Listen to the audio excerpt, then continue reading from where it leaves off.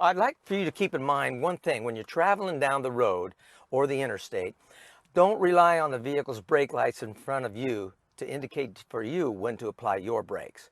Take it upon your own initiative and look ahead of that vehicle. If you have to look through the windshield or if a car's a couple hundred yards in front of you, get in the habit of looking ahead and watch out for yourself. A form of defensive driving. If you see something going on that needs you to apply your brakes, you can do it gradually, come to a slow stop. That way you won't have to have an emergency lockup, come to an emergency stop in front of you.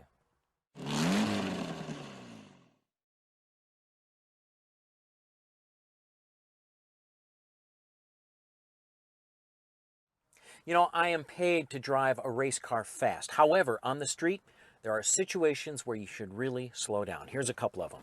First of all, if you turn on your windshield wipers because you've got snow, maybe it's drizzling a little bit, starting to rain, guess what? You should slow down because, first of all, your visibility is hampered. Second of all, your traction is now less because the pavement is wet or it's a little bit icy. So slow down.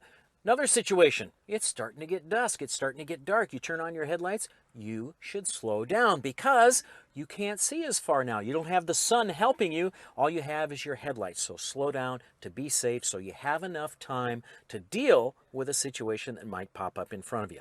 Another thing, hey, if the roads get hilly or they get curvy, you should slow down because you can't see around corners. You're going to be cornering the car that is less stable than a car that's going straight ahead. Also, you can't see over hills. You should slow down. How about if the traffic increases? You know, you're coming to a town on the interstate. You should slow down because things are getting more congested. You have less room around you to maneuver if a situation occurs. So therefore, slow down. Just a few things, different situations where you should take it easy.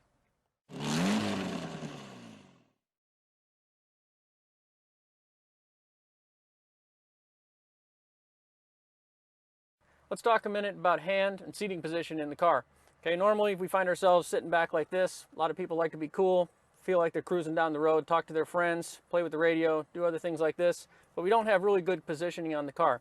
So what we'd like for you to learn how to do, start our car up, move our seat forward a little bit, bring the reclining of the seat up a little bit so you're in a more vertical fashion, get the steering wheel in a relatively neutral position here, get our hands at 10 or 2 o'clock on the wheel. This gives us the ability to turn down all the way down, full 180 degrees either to the left or to the right, and be able to pull comfortably with the upper part of the body. One really bad habit we want to try to avoid is hooking our hand on the inside of the steering wheel. Pulling like this can only lead to a really difficult way to hold the wheel down here if you happen to hit something which wants to jerk the wheel back, or the potential for injury if you're involved in an accident. By keeping your hands at the 10 and 2 o'clock position, you've got full control of your vehicle all the time.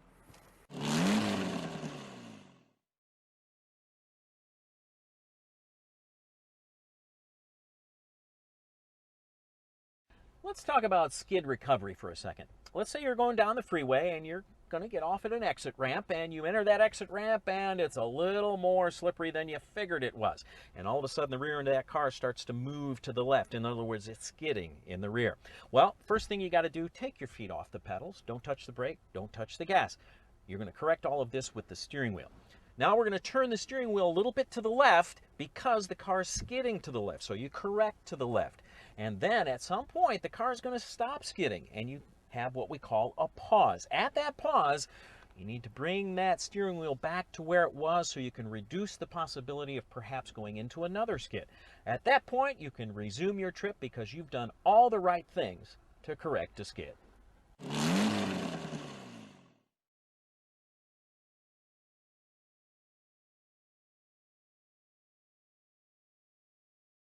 Tire pressure, so very important to safety and the performance of your vehicle and also to fuel economy. Where do you find the proper inflation for your tires? Don't look on the sidewall of the tire. That just tells you maximum for that particular tire. Where you need to look is on that label that's on the door jamb of your car. The manufacturer has put it there and it gives you the exact numbers of how much pressure to put in your front tires and how much to put in your rear tires because they might be different depending on the vehicle. You know what? You need to check that pressure regularly too because little things like changes in temperature can change your tire pressure. That's right. For every 10 degrees, your tire pressure changes by 1 pound. Up 10 degrees, your tire pressure just went up 1 pound. Down 10 degrees, your tire pressure just went down 1 pound. So you need to check your tire pressure regularly and follow the manufacturer's recommended pressures.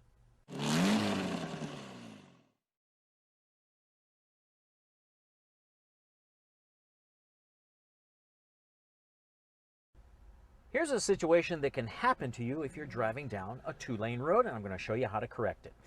Let's say you've kind of drifted over to the right a little bit too much, and now 2 wheels have dropped down off the road down into the gravel. Well, we've got to get the car stabilized and get back on the road in a safe manner. Here's how you do it. First of all, take your feet off the pedals. Don't touch the gas, don't touch the brake. Once you've got the car stabilized, then you can bring the car slowly back up onto the blacktop or the concrete, come up over that lip, get the car stabilized, and now you can resume your trip. No harm done.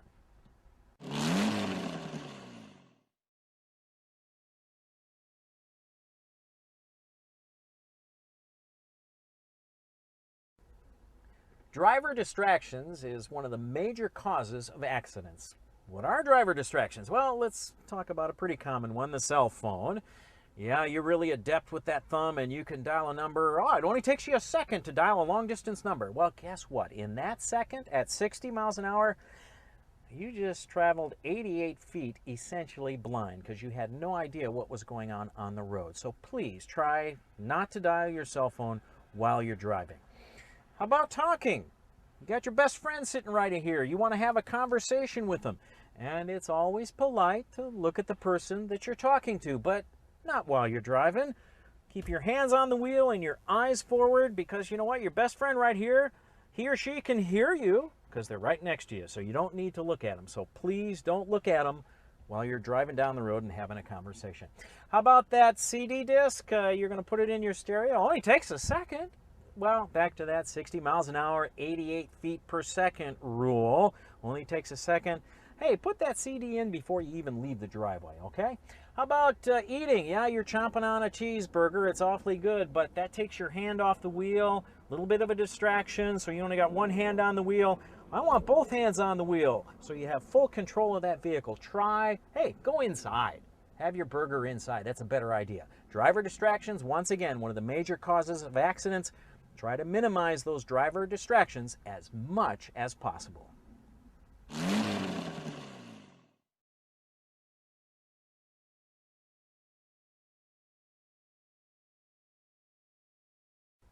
Let's talk about one of the most important tools every driver has, and that's the eyes. Look where you want to go. I know that sounds so elementary in terms of driving a vehicle, but it is very, very important to use your eyes all the time. Don't fixate on something. Well, let's give a scenario. Let's say a deer runs out in front of your vehicle. Don't fixate on it, because if you look at it, your brain will probably tell your hands to head right for it. So we don't want that. But look way ahead, look beyond that deer, and your brain will help your hands try to steer around that deer and hopefully miss that deer. So use your eyes all the time. Look where you want to go 10, 20, 30 seconds from now. Look that far ahead and don't fixate on objects.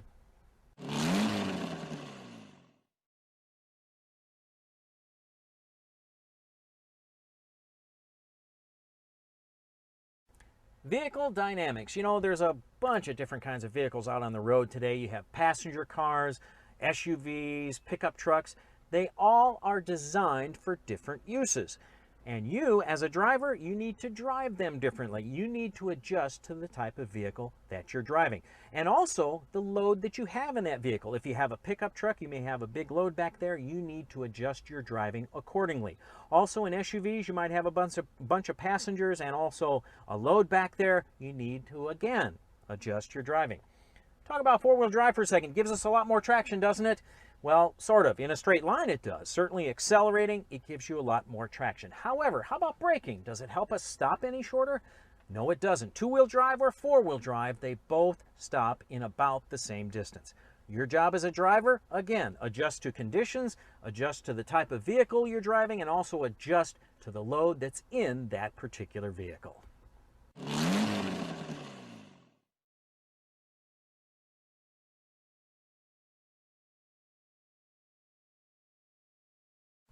Don't give up. That's my motto for any emergency situation. You know, if you're headed for a ditch and you figure, you know what, I'm headed for the ditch and I'm just going to give up at this point, your brain turns off and you do nothing to try to save the vehicle and therefore save yourself. So don't give up. As long as you keep on trying, your brain is going to keep trying to help you get out of that situation. You may surprise yourself, you may get some grip, and that car may come right out of the ditch, come out of the skid, and you will be out of the situation before you know it. And then you can go, whew. But you know what? Don't ever give up. You may surprise yourself.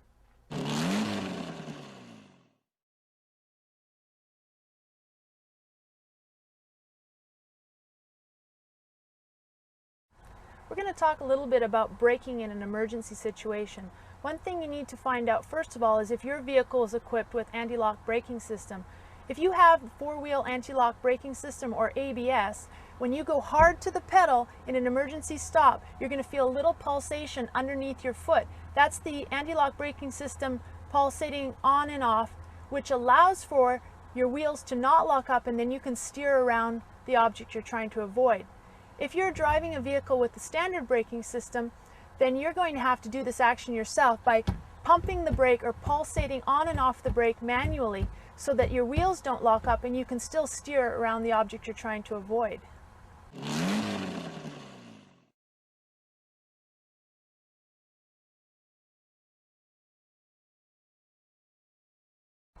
We all carry things around with us in a vehicle when we're driving. For example, you might have brought a water bottle with you or even your purse. There's a good place and a bad place for these items to sit while trying to drive your vehicle. Definitely do not place them on the floor of the driver's side. The reason for that, they might shift or roll around and get stuck under one of your pedals. So a better place for them to sit would be over on the passenger side floor. Also be aware of what's around you in your vehicle. Don't put objects up on your dashboard, and definitely don't put anything in your rear window. These objects might fly forward and even hit you in the head when you're in a severe braking situation or a sudden braking situation. Maybe keep things on the floor on the passenger side.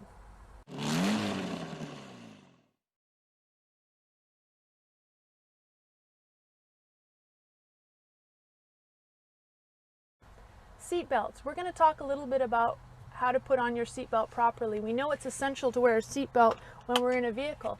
So once you've buckled it in, make sure you give it a little tug to make sure it's snug over your hips.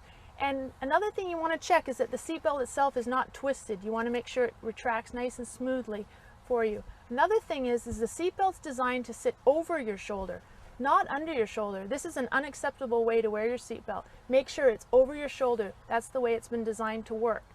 Another thing you might want to check is if your car is equipped with a pillar adjustment. That adjusts the height of the shoulder belt. So if you're sharing a vehicle with another family member who might be taller or shorter than yourself, make sure you check to adjust this appropriately for your driving position. Remember, it's important to always wear your seatbelt.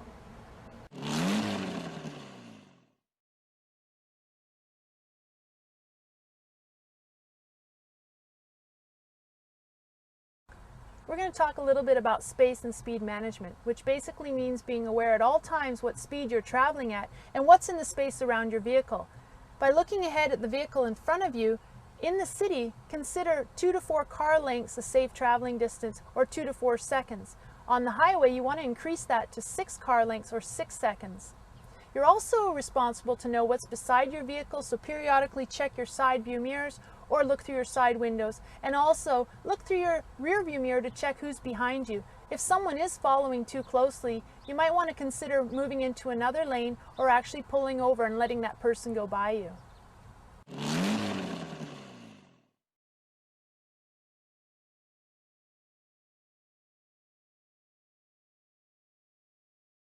Here's a few things that you should do before you even start your vehicle. First of all, we know it's essential to wear a seatbelt, so make sure you have that adjusted properly for your size and your height, and also check your mirrors. Each time you get in your vehicle, you should make sure that you can see through your rear view mirror what's directly behind your vehicle, and through your side mirror what's on the side of your vehicle. If you're seeing just the side of your own car, you might have your mirrors adjusted to inward, so make sure you make that adjustment each time you're about to drive your vehicle.